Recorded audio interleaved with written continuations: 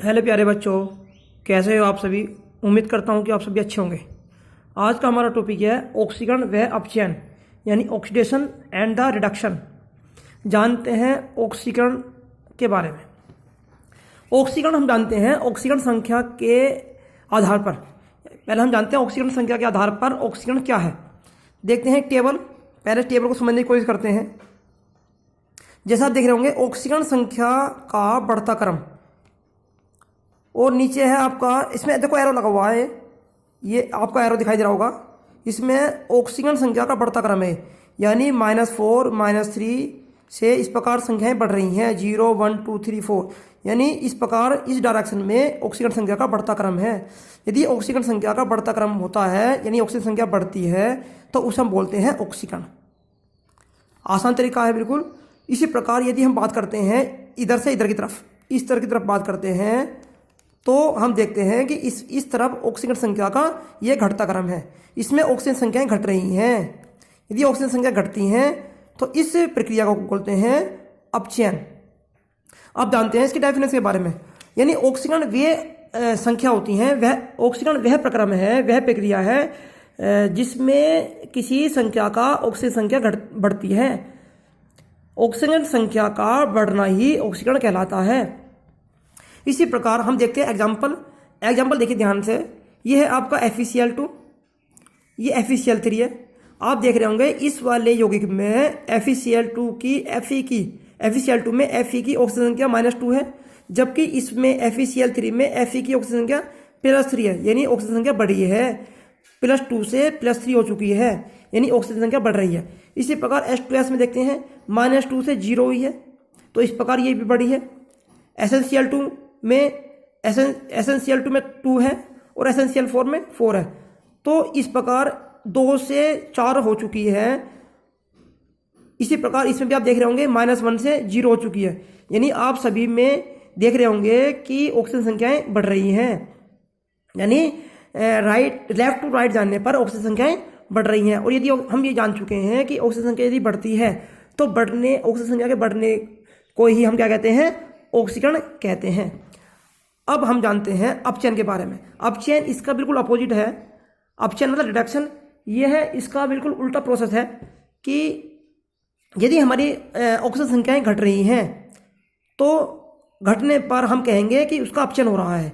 जैसे कि मैंने जैसा आपको पहले बताया है कि यदि मैं इधर से इधर की तरफ चलता हूं तो मेरी ऑक्सीजन संख्याएं घट रही हैं, और घटने पर ऑक्सीजन संख्या घटने पर मैं कहता हूं कि इसका अपचयन हो रहा है, उसे बोलते हैं अपचयन। जैसे एग्जांपल समझेंगे इसके।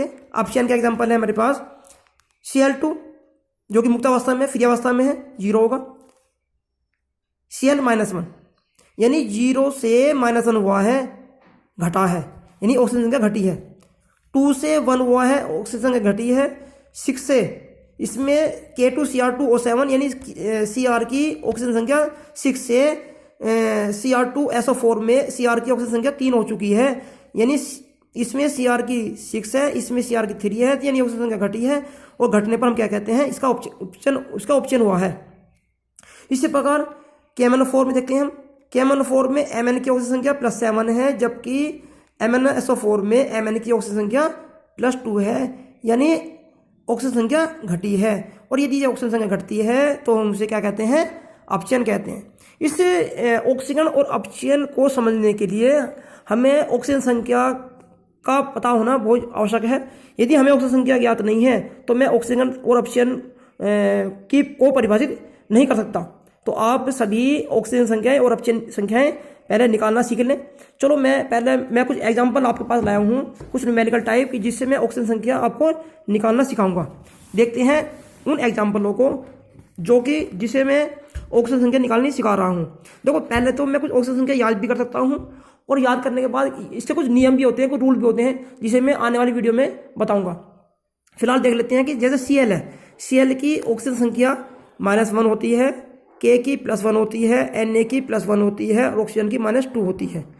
तो इस आधार पर हम उनकी किसी भी यौगिक की ऑक्सीजन संख्या निकाल सकते हैं। जैसे कि एग्जाम्पल के रूप में मैं समझता हूँ कि किसी तत्व की ऑक्सीजन संख्या कैसे निकालते हैं। जैसे FeCl2 में यदि मैं Fe की ऑक्सीजन संख्या निकाल रहा हूँ तो मैं इस F की ऑक्सीजन संख्या मान लेता हूँ x। Fe की ऑक्सीजन संख्या x मान लूंगा तो मैं Cl की ऑक्सीजन संख्या, जबकि मैं Cl की ऑक्सीजन संख्या -1 मैं मेरे पास होती है, तो जैसे मैं जानता हूँ कि Cl की -1 होती है। तो अब मैं क्या करूँगा कि किसी उदासीन यौगिक में, पहले तो हमें पता होना चाहिए कि किसी उदासीन यौगिक में सभी परमाणु की ऑक्सीजन संख्याओं का योग 0 होता है। किसी उदासीन यौगिक में सभी परमाणुओं की ऑक्सीजन संख्याओं का योग 0 होता है, ये हम जानते हैं। जैसे कि Fe का मुझे निकालना है, Fe की मुझे ऑक्सीजन संख्या निकालनी है, तो मैं Fe की x मान लूंगा। फिर Cl के 2 परमाणु हैं, Cl के 2 परमाणु से -1 Cl की ऑक्सीजन संख्या होती है, तो -2 की -1 से गुना कर दूंगा, बराबर 0 के बराबर रख दूंगा, क्योंकि योग सभी का योग 0 होता है। अब मैं इसको सॉल्व करने के बाद मैं निकाल लेता हूँ x की वैल्यू, तो x की वैल्यू 2 आती है, प्लस की 2, तो मैं जानता हूँ कि FeCl2 में Fe की ऑक्सीजन संख्या प्लस की 2 होती है। इसी प्रकार मैं SnCl2 में भी निकाल सकता हूँ Sn की, जिसकी मैं निकालता हूँ उसे x मानता हूँ, उसे x मान लूंगा। और Cl की ऑक्सीजन संख्या -1 होती है, जैसे मैं ऊपर बता चुका हूँ। तो मैं अभी सभी की इस यौगिक में सभी परमाणु के ऑक्सीजन संख्या का योग 0 के बराबर मान लेता हूँ।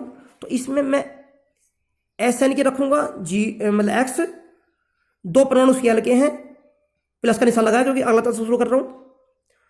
2 परमाणु मल्टीप्लाई में Cl की ऑक्सीजन संख्या कितनी, -1 और 0 के बराबर रखिए, और इसको सोल्व कर लीजिए आप। 2 की मल्टीप्लाई -1 से करेंगे तो -2 आ जाएगा, x -2 बराबर 0, और x बराबर क्या हो जाएगा, +2। यानी SnCl2 में भी Sn की ऑक्सीजन संख्या +2 निकलती है।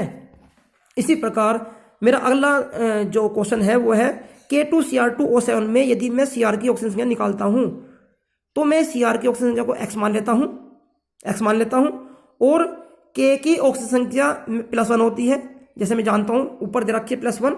यदि अब मुझे निकालनी है Cr की, मतलब O की कितनी होती है, O की ऑक्सीजन संख्या -2 होती है, जैसे कि मैं टेबल में जिक्र कर चुका हूं।